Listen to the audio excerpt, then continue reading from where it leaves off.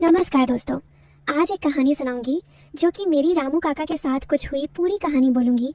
Video पूरी देखिए और चैनल सब्सक्राइब करो और मज़ेदार कहानी में जुड़ जाही है। हेलो, मेरा नाम अनन्या है। हाँ, अनन्या, वो नाम जो सुनते ही थोड़ा सा मीठा सा लगता है, जैसे कोई नरम नरम सी चीज़। मेरी उम्र अभी 24 साल की है और मैं एक छोटे से गाँव में रहती हूँ जहाँ सब कुछ इतना शांत और देसी है। मेरी फिगर, अरे वो तो बस वैसी है जैसी लड़कियों की होती है, थोड़ी सी भरी हुई, थोड़ी सी पतली। और हाँ, जब मैं चलती हूँ तो लोग थोड़ा सा रुक कर देखते हैं। मेरी आंखें बड़ी बड़ी हैं, होंठ गुलाबी और बाल लंबे काले जो हवा में लहराते हैं। मैं कॉलेज से पढ़ाई करके आई हूँ, लेकिन घर पर ही रहती हूँ मम्मी पापा के साथ। और हाँ, हमारे घर में रामू काका हैं जो सालों से हमारे साथ हैं। वो थोड़े बूढ़े हो गए हैं लेकिन काम में अभी भी तेज़ हैं। आज मैं आपको अपनी एक कहानी सुनाती हूँ जो रामू काका के साथ की है। ये कहानी थोड़ी अलग है, थोड़ी मज़ेदार, थोड़ी सी गर्माहट वाली। शुरू से सुनो, धीरे धीरे। तो बात उस दिन की है जब मैं घर पर अकेली थी। मम्मी पापा शहर गए थे किसी रिश्तेदार की शादी में और मुझे घर संभालना था। रामू काका घर के काम करते थे, बगीचे की देखभाल, जानवरों को चारा देना और कभी कभी मेरे लिए चाय बनाना। वो हमेशा मुस्कुराते रहते थे। उनकी आंखों में एक अजीब सी चमक होती थी जब वो मुझे देखते। मैं सोचती थी काका तो बूढ़े हैं, लेकिन उनकी बातों में कभी कभी ऐसा कुछ होता है जो थोड़ा सा टेढ़ा लगता। जैसे एक बार उन्होंने कहा था, बिटिया तुम्हारी कमर इतनी पतली है जैसे कोई नाजुक डाली, सावधान रहना कहीं टूट न जाए। मैं हंस दी थी, लेकिन मन में सोचा काका ये क्या कह रहे हैं, कमर पतली है टूट जाएगी। अरे ये तो बस ऐसे ही कह रहे होंगे। लेकिन थोड़ा सा मजा आया। उस दिन सुबह सुबह मैं उठी, नहाकर तैयार हुई। मैंने एक साधारण सी साड़ी पहनी थी जो थोड़ी सी टाइट थी कमर पर, क्योंकि वो पुरानी हो गई थी। रामू काका बाहर बगीचे में थे, फूलों को पानी दे रहे थे।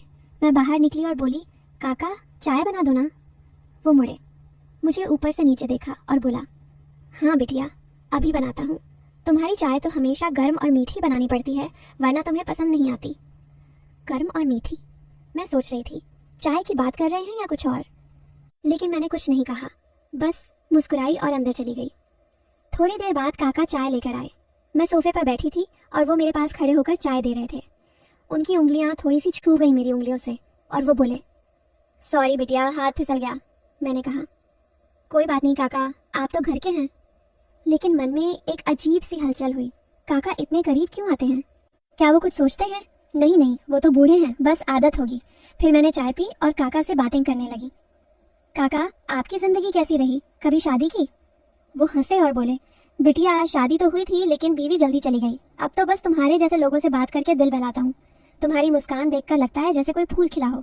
फूल खिला हो? मैंने सोचा काका की बातें कितनी मीठी हैं लेकिन थोड़ी सी नटखट भी। मैंने पूछा, काका आप इतने मजबूत कैसे रहते हो? आपकी उम्र में तो लोग थक जाते हैं। वो बोले, अरे बिटिया, मजबूत रहने का राज है रोज सुबह व्यायाम करना और कभी कभी कोई नरम चीज छूना। नरम चीज छूना? मैं चौंक गई, लेकिन फिर सोचा शायद फूल या कुछ और का मतलब है। काका की बातों में हमेशा ऐसा कुछ होता जो दिमाग घुमा देता। मैंने हंसकर कहा, काका आप भी ना मजाक करते हो। और वो चले गए काम पर। उस दिन दोपहर हुई, मैं घर में अकेली थी। बाहर गर्मी थी लेकिन घर में ठंडक थी, क्योंकि हमारा घर पुराना है, मिट्टी का। मैं अपनी किताब पढ़ रही थी, एक रोमांटिक कहानी वाली। अचानक रामू काका अंदर आए, बोले, बिटिया बगीचे में एक नया फल का पेड़ लगा है, देखोगी? मैंने कहा, हाँ काका चलो। हम बाहर गए। बगीचे में हवा चल रही थी और काका मुझे पेड़ दिखा रहे थे। वो बोले, देखो बिटिया ये फल कितना गोल और रसीला है, छू कर देखो। मैंने छुआ और वो बोले, हाँ ऐसे ही धीरे से, ज्यादा जोर से दबाओगी तो रस निकल आएगा। मैंने सोचा फल की बात कर रहे हैं, लेकिन क्यों ऐसा लग रहा है जैसे कुछ और कह रहे हो। मेरे मन में एक सिहरन सी हुई, लेकिन मैंने कुछ नहीं कहा। काका पास खड़े थे, उनकी सांस थोड़ी तेज लग रही थी। क्या काका कुछ सोच रहे हैं? नहीं, वो तो बस मदद कर रहे हैं। हम थोड़ी देर वहाँ रुके, बातें की। काका ने बताया कैसे वो बचपन में नदी किनारे खेलते थे और कभी कभी पानी में डुबकी लगाते। बिटिया पानी में डुबकी लगाने का मजा ही अलग है, पूरा बदन गीला हो जाता है। मैं हंस दी, लेकिन मन में सोचा काका की यादें कितनी पुरानी हैं। शाम हुई, मैं रसोई में खाना बना रही थी। काका बाहर से आए, बोले, बिटिया मदद करूं? मैंने कहा, हाँ काका सब्जी काट दो। वो मेरे पास आकर खड़े हो गए। रसोई छोटी थी तो हम करीब करीब थे। काका सब्जी काट रहे थे और मैं आटा गूंथ रही थी। उनकी कोहनी थोड़ी सी छू गई मेरी कमर से और वो बोले, सॉरी बिटिया जगह कम है। मैंने कहा, कोई बात नहीं काका। लेकिन वो थोड़ा सा रुक कर बोले, तुम्हारी कमर पर हाथ लग गया, दर्द तो नहीं हुआ? दर्द नहीं हुआ? मैंने सोचा काका क्यों ऐसे पूछ रहे हैं, शायद चिंता से। मैंने हंसकर कहा, नहीं काका आप तो घर के बड़े हो। हमने साथ खाना बनाया, बातें की। काका ने कहा, बिटिया, तुम्हारी रोटियां कितनी गोल और नरम बनती हैं, खाने का मजा आ जाता है। नरम रोटियां? हाँ, लेकिन क्यों लग रहा है जैसे डबल मीनिंग है। रात को खाना खाकर मैं सोने गई, लेकिन मन में काका की बातें घूम रही थी। क्या कुछ होने वाला है? नहीं, वो तो बस ऐसे ही है। अगले दिन सुबह उठी, काका पहले से काम पर थे। मैंने उन्हें आवाज दी, काका आज क्या बनाऊं नाश्ते में? वो बोले, बिटिया जो तुम्हें अच्छा लगे, लेकिन कुछ मीठा सा, जैसे तुम्हारी मुस्कान। मैं ब्लश कर गई, लेकिन सोचा ये तो तारीफ है। दिन भर हम घर के काम में लगे रहे। काका मुझे घर की पुरानी चीजें दिखा रहे थे, एक पुराना संदूक जिसमें पुराने कपड़े थे। वो बोले, देखो बिटिया, ये कपड़े कितने मुलायम हैं, छू कर देखो। मैंने छुआ और वो बोले, हाँ ऐसे ही धीरे धीरे, ज्यादा रगड़ोगी तो घिस जाएंगे। मेरे मन में फिर वही ख्याल आया, काका इतनी करीब क्यों आते हैं? लेकिन वो तो बस दिखा रहे हैं। हमने घंटों बातें की, काका ने अपनी जवानी की कहानियां सुनाई, कैसे वो खेतों में काम करते थे, पसीना बहाते और शाम को थक कर आराम करते। बिटिया, थकान उतारने का तरीका है कोई नरम जगह पर लेटना। नरम जगह? मैंने पूछा नहीं, बस सुनती रही। दोपहर में मैं थोड़ी थक गई थी, सोफे पर लेटी। काका आए, बोले, बिटिया पैर दबा दूं, तुम थकी लग रही हो। मैंने कहा, नहीं काका ठीक हूँ। लेकिन वो बोले, अरे कोई बात नहीं, मैं तो बस मदद करता हूँ। पैर दबाने से आराम मिलता है, पूरा बदन ढीला हो जाता है। ढीला हो जाता है?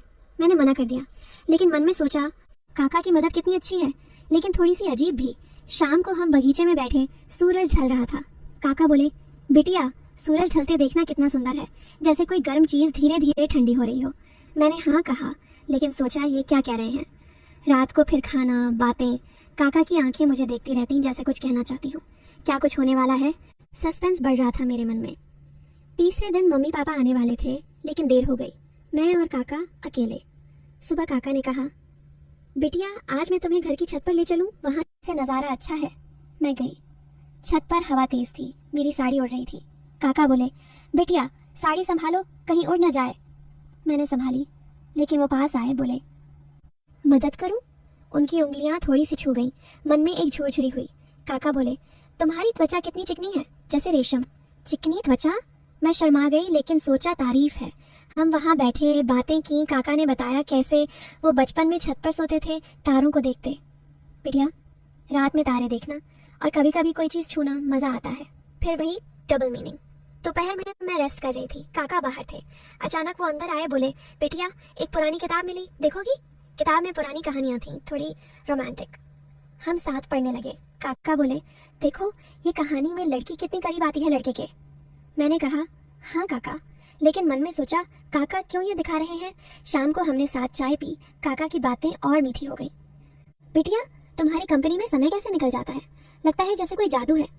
रात को मैं सोच रही थी काका के साथ ये दिन कितने अलग गुजरे, क्या कुछ और है? लेकिन नहीं, वो तो बस अच्छे हैं। चौथे दिन मम्मी पापा आ गए, लेकिन कहानी यही नहीं रुकी। अब रोज काका से मिलना, बातें करना आदत हो गई। एक दिन मैं बाजार जाने वाली थी, लेकिन काका बोले, बिटिया मैं साथ चलूं, अकेले मत जाओ। मैंने कहा हाँ। रास्ते में हम बातें करते गए। काका बोले, तुम्हारी चाल कितनी मतवाली है, लोग देखते रह जाते हैं। मतवाली चाल? मैं हंस दी। बाजार में काका ने मेरे लिए फल लिए, बोले, ये रसीले फल तुम्हारे जैसे। घर आकर मैं सोचती रही। धीरे धीरे दिन बीतते गए, काका की बातें और करीबी बढ़ती गई। कभी हाथ छूना, कभी तारीफ, लेकिन कभी कुछ ज्यादा नहीं। मन में सस्पेंस था क्या होगा। महीनों बीत गए। एक दिन काका बीमार पड़े, लेकिन वो क्लिच नहीं, बस थकान से। मैं उनकी देखभाल करने लगी, दवाई देती, बातें करती। काका बोले, बिटिया तुम्हारी देखभाल में लगता है जैसे स्वर्ग है, तुम्हारा स्पर्श कितना नरम है। स्पर्श? लेकिन मैं समझ गई वो बस कह रहे हैं। मैंने उनकी मदद की और धीरे धीरे वो ठीक हुए। फिर एक दिन काका ने कहा, बिटिया मुझे तुमसे कुछ कहना है। मेरा दिल धड़का, क्या अब कुछ होगा? वो बोले, तुम्हें पता है मैं तुम्हारा असली काका हूँ, तुम्हारे पापा का सगा भाई। सालों पहले परिवार से अलग हुआ था, लेकिन अब वापस आया हूँ तुम्हारी रक्षा करने। मैं चौंक गई। ट्विस्ट, रामू काका असल में मेरे चाचा थे जो गुम हो गए थे। उनकी बातें बस प्यार थी, कोई थर्क नहीं।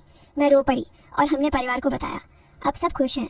थर्की लोग सोचते रह गए, लेकिन अंत में समझ गए कि असली प्यार क्या है। कहानी अच्छी लगी ना?